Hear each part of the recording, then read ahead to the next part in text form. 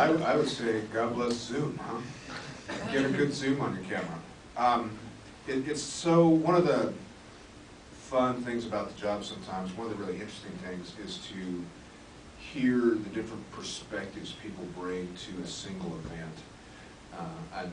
An action that happened maybe in a matter of seconds or at the outside a few minutes, and you can spend days or even weeks sometimes in trial going through how did this happen, how did this person get killed, how did this fight happen, how did this assault happen. When I was working for the county, I had a case, the war story, I had a case that was not a complex case, assault on a police officer that happened in downtown Missoula. And God, we probably spent 5 days trying this thing, and the whole fight couldn't have lasted more than 30 seconds. And it was interesting to hear each witness come up and describe what had happened from their perspective, which in many cases varied greatly from everyone else's perspective. And I'm struck by Barry's description of, well, what happens when something happens and then the police come over and start something up? Well, you know, it depends on what that something that happened was. It depends on what the something is that the police start up. And that's, I think that answer, it depends, probably goes pretty well for how big a zone you have to be in. And of course, for the federal system, we're not going to, we're not going to be a Karis Park. We don't take any jurisdiction or any sort of official interest in what happens outside of federal land. On federal land, and the truth is from my experience in the state system too, I know it's going to be very similar in the state system. How far away you have to be is going to depend on the circumstances of what's happened. When the Hells Angels were in town, we had hundreds or thousands of people in the streets, a lot of tension. You might have to be really far away. The police might make a decision that's very legitimate to say, you all are going to need to be blocks away.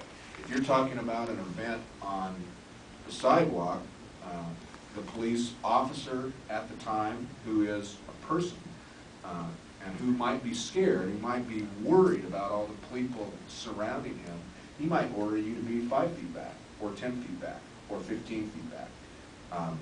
It's just going to depend on what's going on. And I guess the whole thing sort of takes me back to the question of how do we make police officers better, I guess. And that was sort of how I took the tenor of the question. How do we make police officers better servants to the community without being so violent, so nasty?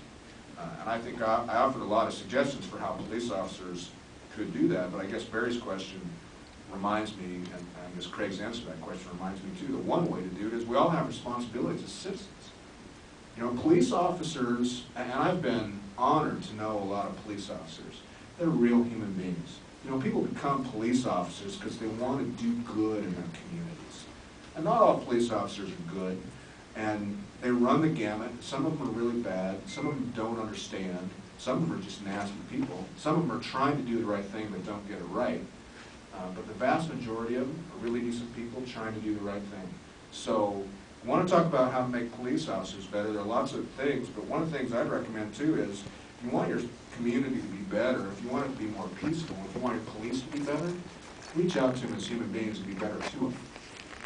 So when that cop is out there on the street, and all he's thinking about is, I really want to get home to my family, I really want to be safe, I don't know why 10 or 15 or 20 or 30 people are starting to gather behind me, and I'm getting nervous, cut him a little slack and just back up a little bit. Get a zoom on your camera, absolutely film it up. Absolutely be concerned about the police presence in your community because we do have a lot of power and authority. But keep in mind that as citizens, you also have responsibilities. Hold it now. Pardon me. Sure. You're telling me that I should zoom in when what I want to do is stand up close enough to be able to hear what the officer is saying to the citizen, and the citizen is saying to the officer, so later on, if the officer, even if the officer says, hey, this guy was abusive to me, I can say, yep, I was there, I seen that. And if the citizen is being abused by the police, I want to be able to say, hey, Judge, that cop was starting problems here. Now, but if I can't be within earshot, and you're saying to me that I have no right to be within earshot. What I'm saying to you, in a on no federal rights land, panel, since you're talking federal. you have no right to be within a certain distance of a confrontation. That's going to vary depending on what the computation is. That's right, you have no right to be within your shot. Wow. Thank you. I don't necessarily agree with that. Wow. I don't necessarily agree with that. What I'd like to say is this, the answer is this. The question is, how close can you get? The answer, I think, is, see, we all have different answers, okay? I think the answer is as close as the cop will let you get. And that's really what Josh is saying. And here's the deal. Think about it in practice, okay?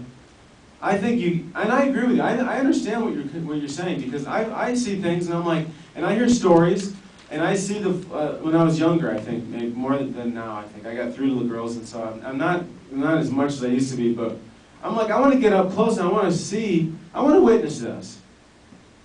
Because I hear these stories, I'm like, what? You're kidding me. I wish I could have been there. I wish it was there a video. I want to help.